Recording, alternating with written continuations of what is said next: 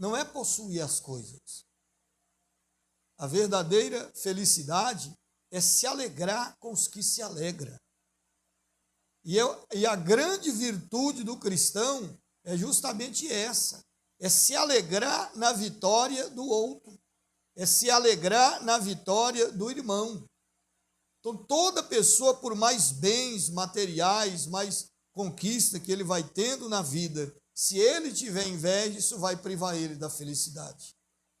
Porque se você não é feliz com as pessoas que estão à sua volta, você não vai conseguir ser feliz, evidentemente, sozinho, né? Mesmo porque a nossa felicidade, ela precisa ser compartilhada. Glória ao nome do Senhor e Salvador Jesus Cristo. E infelizmente, amado, a inveja, ela se alastra para todos os lados, seja dentro de uma empresa, seja numa escola, seja na vizinhança, seja dentro da própria igreja. Existe a tal da inveja. É tanto que, lá em Tiago, a Bíblia fala da verdadeira sabedoria, né? Lá em Tiago, no capítulo, parece que é capítulo 4, que vai falar da sabedoria, né? Capítulo 4, capítulo 3, né? Capítulo 3, versos 13. Vai dizer assim, ó: quem dentre vós é sábio e inteligente? Mostre pelo seu bom trato as suas obras em mansidão de sabedoria. Né? Se é sábio, se é inteligente, então mostre pelo seu bom trato as suas obras em mansidão de sabedoria. Então, a pessoa que ela é inteligente, ele é manso. E toda pessoa que ela é sábio, ele prima pela mansidão. Aí ele diz assim: mas se tendes amarga inveja e sentimento faccioso em vosso coração, não vos glorieis, nem mintais contra a verdade. Então, se alguém tem amarga inveja e sentimento faccioso em vosso coração, ele não deve se gloriar. E nem mentir contra a verdade. Por quê? Porque essa não é a sabedoria que vem do alto, mas ela é terrena, animal e diabólica. Porque onde há inveja e espírito faccioso, aí há perturbação e toda obra perversa. Então, olha só, né, amado? Onde há inveja e espírito faccioso, aí há perturbação e toda obra perversa. Era justamente o que estava acontecendo com Efraim, com o comportamento daquela tribo que não conseguia se alegrar com a vitória do seu próprio povo. Então, a inveja, em vez dela trazer felicidade para a pessoa, ela traz perturbação, ela traz guerra, ela traz perturbação para a pessoa. Então, isso estava acontecendo com Efraim. Agora, olha a resposta de Jefté. Como que a pessoa vai lidar com a pessoa invejosa? Como Gideão lidou. Como ele, através do comportamento dele, que nós vamos aprender. A pessoa vem para você e você vai com mansidão. É só assim que se resolve o problema. Eu sei que isso é muito difícil. Isso é muito difícil, isso é muito complicado. Uma pessoa, por exemplo, ser bruto com você e você ser calmo com ele. Você ser manso com ele. Mas essa é a estrada que elimina esse problema, que evita a guerra, que evita a destruição, que evita a perturbação. Então, nós temos que ir com a palavra branda, mas, como eu disse aqui, isso é muito difícil. Mesmo porque, por exemplo, Gideão, ele já sabia que os efraimitas, eles eram assim, ele já sabia disso. Isso já vinha de longe, isso fazia parte da cultura deles. Um povo orgulhoso, Um povo orgulhoso, um povo invejoso, que achava que só eles que eram bons, só eles que eram tal. Se eles não tivessem numa guerra, se eles não tivessem uma liderança de uma guerra, aquela guerra não seria vencida, né? Por isso que talvez eles achavam, porque Deus tinha dito para Moisés, ó, vocês podem ficar com essa terra, mas você precisa ir para a guerra, guerrear com os irmãos. É como se eles tivessem pegado isso, como se eles fossem uma liderança de guerra. Então o orgulho, ele foi subindo para o coração.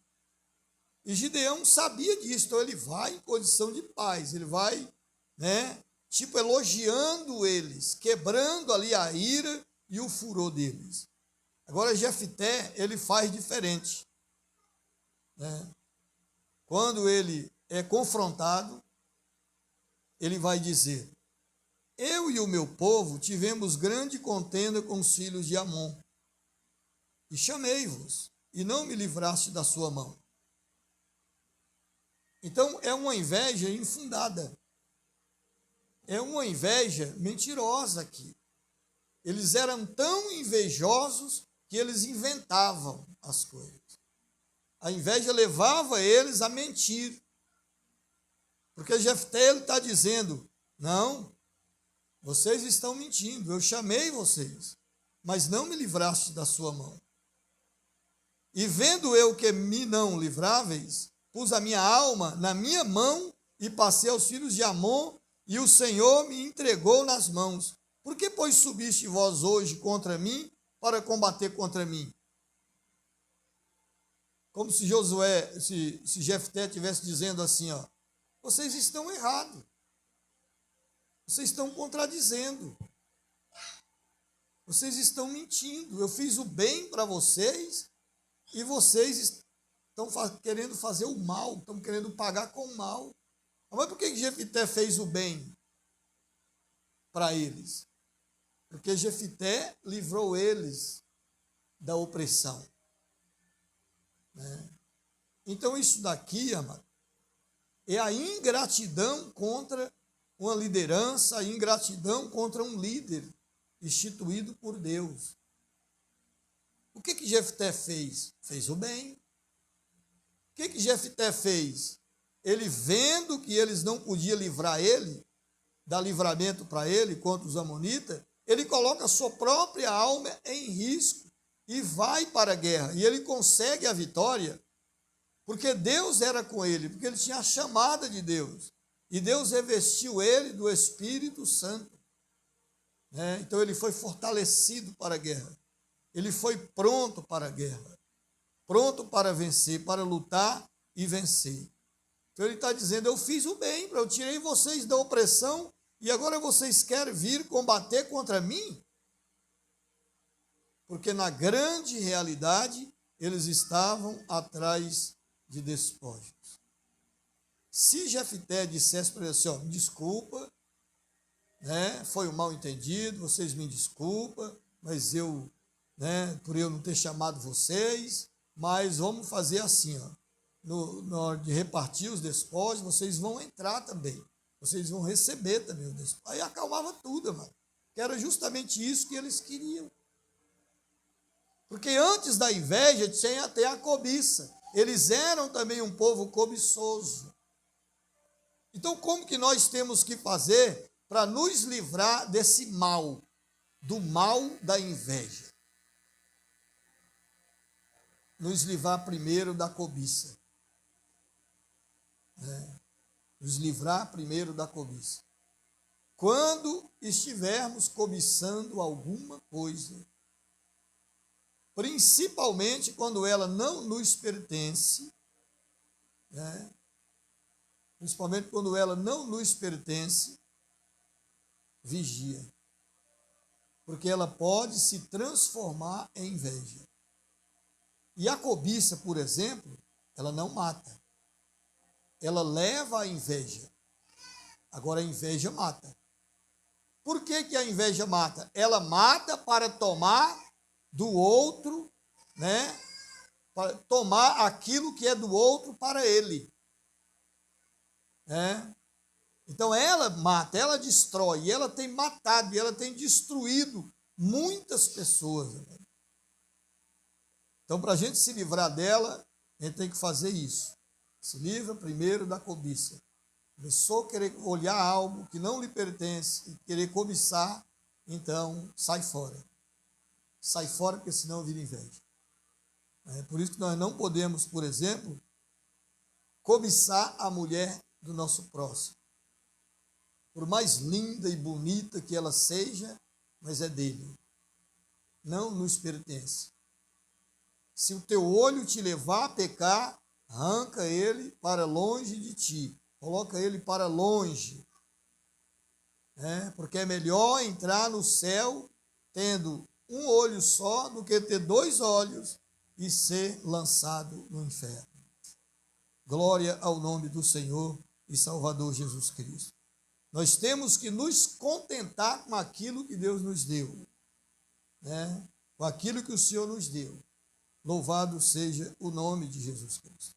Então Jefté, ele vai falar, aqui no versículo 4. E ajuntou Jefté a todos os homens de Gileade e combateu contra Efraim. Então olha só, ele não usou da mesma sabedoria que usou Gideão.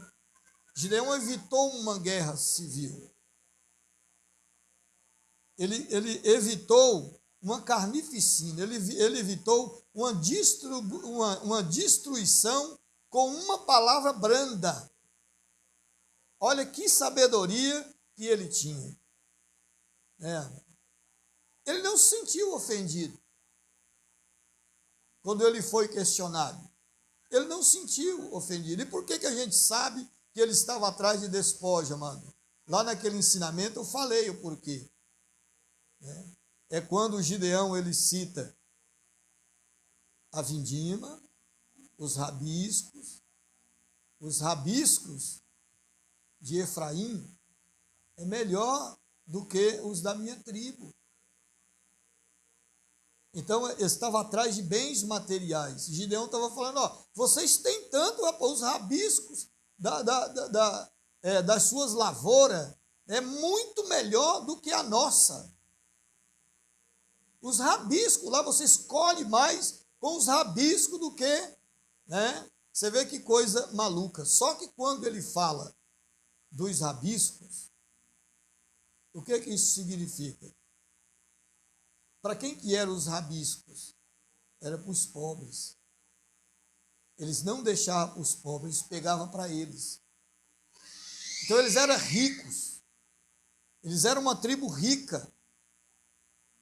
E queria mais, e queria mais, e queria mais. Por quê, amado? Porque a cobiça depois também, depois ela transforma em inveja, depois ela vai gerar aquela ambição maldita no coração da pessoa, dele querer mais, mais e mais. Ele entra por um caminho de avareza,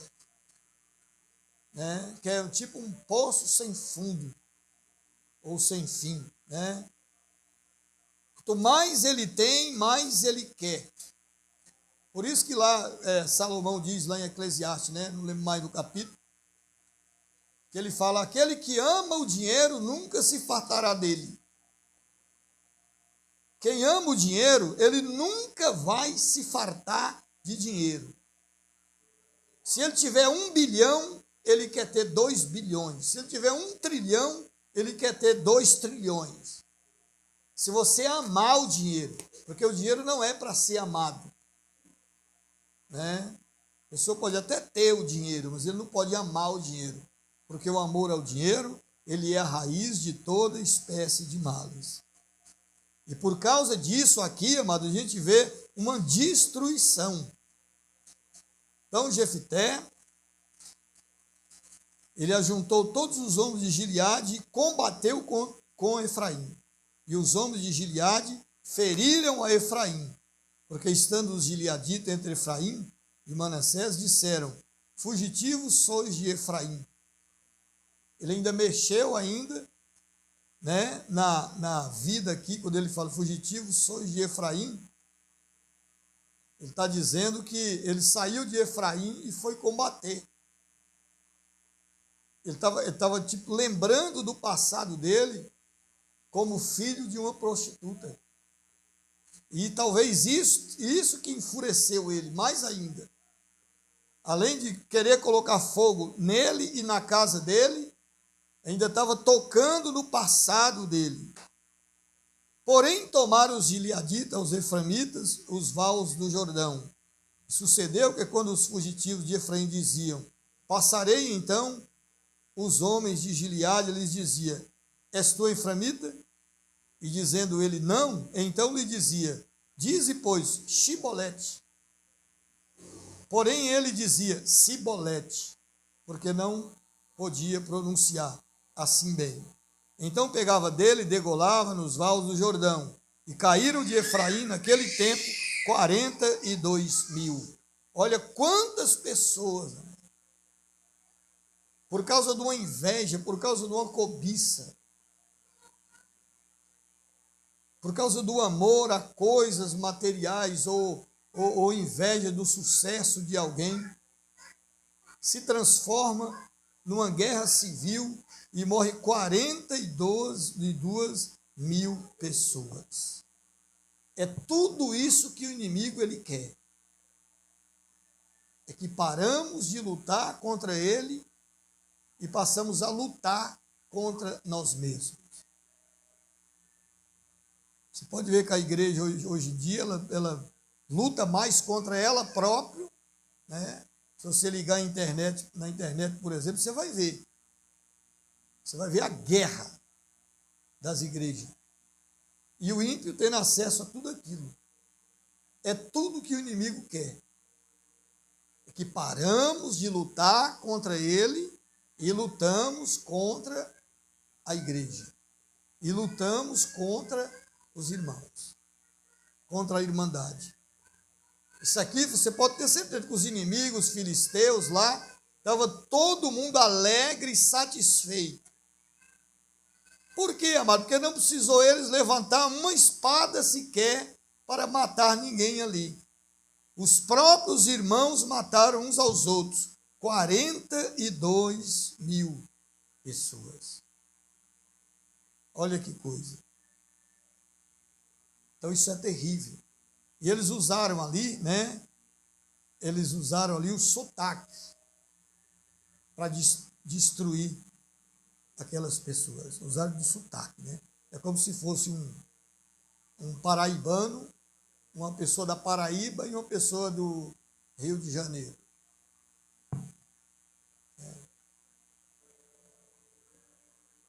Aí pediram para falar esse sotaque. Qual era o sotaque? Dize, pois, Shibolete. Eles não sabiam falar Shibolete. Eles iam falar Shibolete, eles falavam Sibolete. Então, não era o sotaque dos homens de Gileade, mas era dos homens de Efraim. Ah, deixa eu passar o Jordão. Deixa. Mas primeiro, você é gileadita? Sou. Então fala o sotaque. Fala aí, Shibolete. Sibolete. Botou uma espada. E foi matando pessoas ali, jogando nos vales. Vinha outro, deixa eu atravessar o Jordão. Então fala, Shibolete. Ele falava Sibolete. Mais um, tá. Até chegar a 42.000 pessoas. Coisa terrível. Então identificaram eles, né, por causa de um sotaque. Ele não sabia falar. Como é que ele ia falar? Se ele falasse assim, eu não sei falar, o cara fala assim, então você é efraimitas.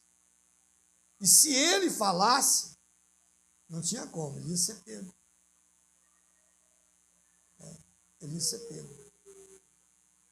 Se mandar a gente, por exemplo, falar direitinho, igual uma pessoa lá da Paraíba, lá não consegue falar. Igualzinho eles. Você não vai conseguir, amado. E tem palavras que eles falam que a gente não consegue falar. Eu acho que já está mais adaptado aqui no sul, né? Você não vai conseguir falar.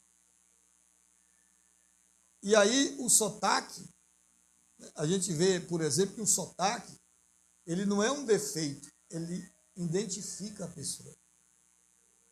Se chegar um carioca aqui dentro, aqui, você vai saber que ele é carioca.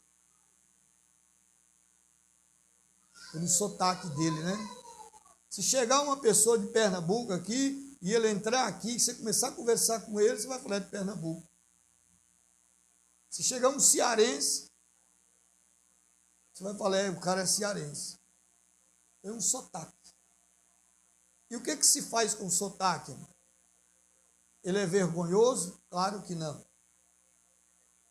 Tem pessoas que criticam o sotaque, né? Nossa, por fala fake, não sei o quê. Não se deve fazer isso. Porque ninguém tem culpa do sotaque. Né? Que culpa tem o cearense de falar macho velho? É o jeito dele. E assim vai indo, amado. Então não existe fala bonita e nem fala feia.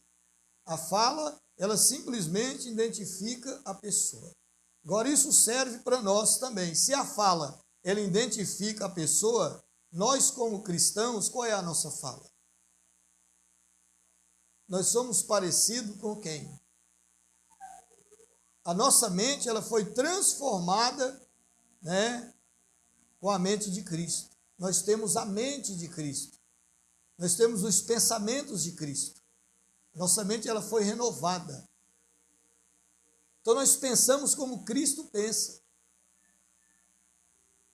Não é meramente como nós pensamos, mas como Cristo pensa. A nossa fala também.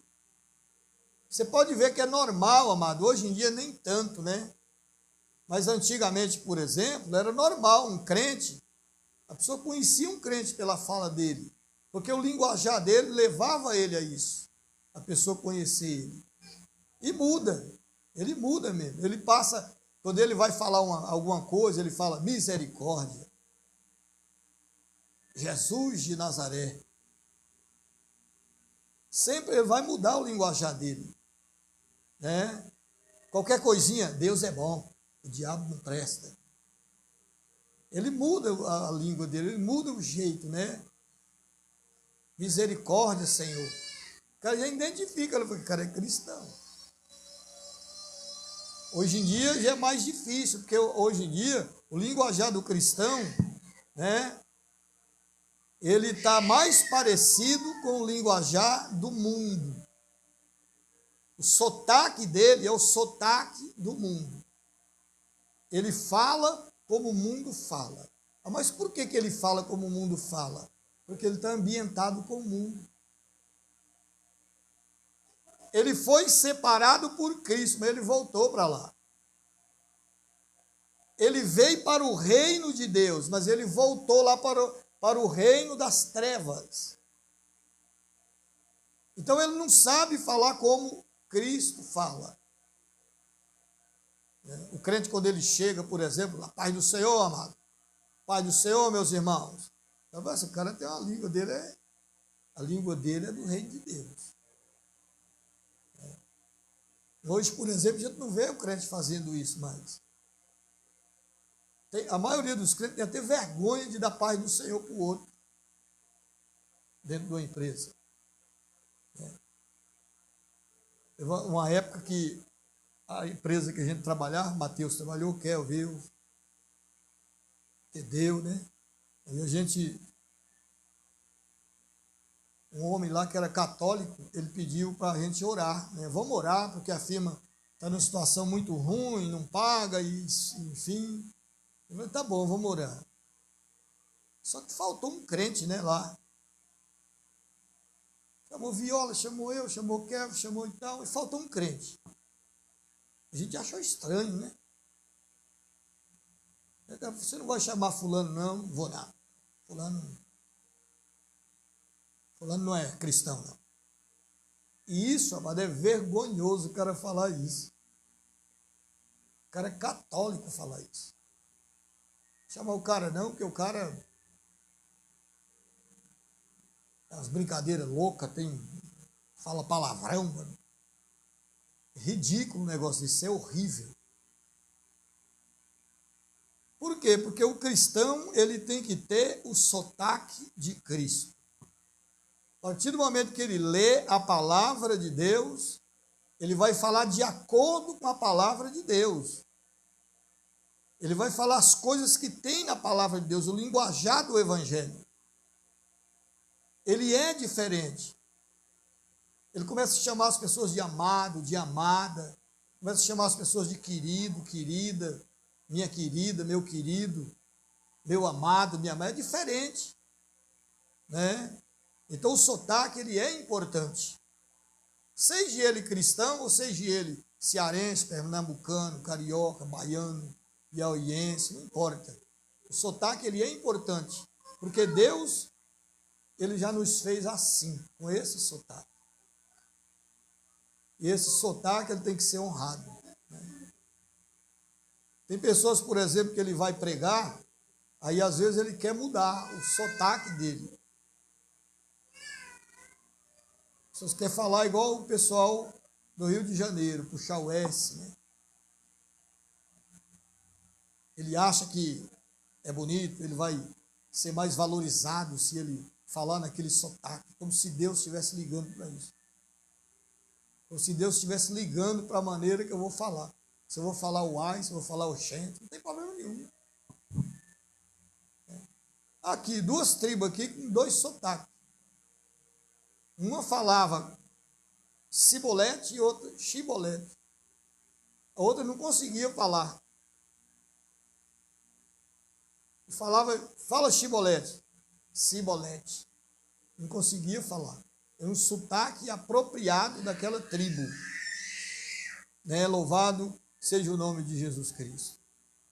E a gente vê também através desse sotaque, amado, de Efraim, por exemplo, que não conseguia falar o sotaque de Gileade, significa que eles eram um povo tão orgulhoso que eles viviam meio que separados. A gente vê que eles não tinham muito contato, eles perderam até o sotaque. Eles não permaneceram ali, né, naquela mesma língua, naquele mesmo falar ali de Gileade. A gente vê que eles viviam à distância, que eles pouco ligavam para os irmãos deles. E talvez por isso não era chamado para a guerra. Por exemplo, lá Gideão, aqui Jefté falou que chamou. Mas lá Gideão não fala que chamou. Ele só fala assim, não sou melhor do que vocês, não. Eu só dei lá o pontapé e vocês prenderam os príncipes. Por que vocês estão chorando? Vocês são muito mais valorosos do que eu. Eu não fiz nada. Então isso prova que eles eram um povo meio à distância. Eles não eram um povo que tinha uma comunhão, que pensava igual. Por ser povo de Deus, tinha que pensar igual. Tinha que ter comunhão uns com os outros. E faltou essa comunhão. Agora vamos terminar o capítulo, né? Nós só vamos ler mesmo, porque não tem esse conteúdo para a gente estar parando aqui, né? Diz assim: e Jefté julgou a Israel 6 anos. Quer dizer, foi um período curto, né? E Jefté, o gileadita, faleceu e foi sepultado nas cidades de Gileade. E depois dele julgou Israel e Ibzan, de Belém. Então a Bíblia só fala dos filhos. Tinha 30 filhos. E pôs fora 30 filhas, e 30 filhos trouxe de fora para seus filhos, e julgou a Israel 7 anos. A coisa que dá para entender aqui é que eles foram também desobedientes a Deus. Por quê? De pegar as filhas, colocar para fora, e assim eles fizeram uma mistura ali, né? Isso não era permitido pela lei de Deus. Então faleceu Ibzan e foi sepultado em Belém. Depois dele julgou a Israel Elon, o Zebulonita, e julgou a Israel 10 anos. Esse daqui não fala praticamente nada, só fala que ele julgou 10 anos. Então não dá para falar se ele era bom ou se ele era ruim, o que era, né? A Bíblia não fala nem as virtudes dele, nem defeito. Então ninguém pode dizer que ele tinha defeito, também não pode dizer que ele tinha virtude. E faleceu Elon, o Zebulonita, e foi sepultado em Ajalon, na terra de Zebulon. Depois dele julgou a Israel Abidom, filho de Iléu, o piratonita. E tinha este 40 filhos e 30 filhos de filhos. Quer dizer, 30 netos, né? Que cavalgava sobre 70 jumentos. E julgou a Israel 8 anos. Aqui já fala um pouquinho dele. Quando fala essa quantidade de filho aqui, mano, significa que vivia na poligamia. Tinha várias mulheres, né? Já tinha 30 filhos, 30 netos e cavalgava sobre 70 jumentos e julgou a Israel 8 anos. Quando fala também essa quantidade de jumentos, está falando da prosperidade. Foram pessoas que prosperaram, teve muitas riquezas, muita prosperidade e enfim. Então ele faleceu, Abidom, filho de Iléu, piratonita, e foi sepultado em Piratom, na terra de Efraim, no monte dos Amalequitas. E assim termina o capítulo 12. Então, como o conteúdo é pouco, não dá para a gente ficar estendendo aqui, né? Então, terça-feira que vem, nós vamos ter aí o estudo de Sansão, que é o estudo mais longo, né? Um estudo longo e um estudo bem interessante da gente estudar, da gente ler, da gente comentar, né? Louvado seja o nome do Senhor Jesus Cristo. Então, às vezes tem pessoas que ele, embora está na igreja, mas se você falar para ele, conta a história de Sansão, ele não vai saber.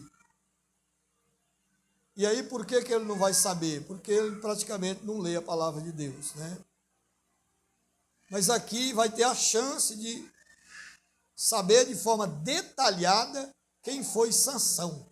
Porque Sansão é um homem famoso na Bíblia, né? Muito famoso na Bíblia.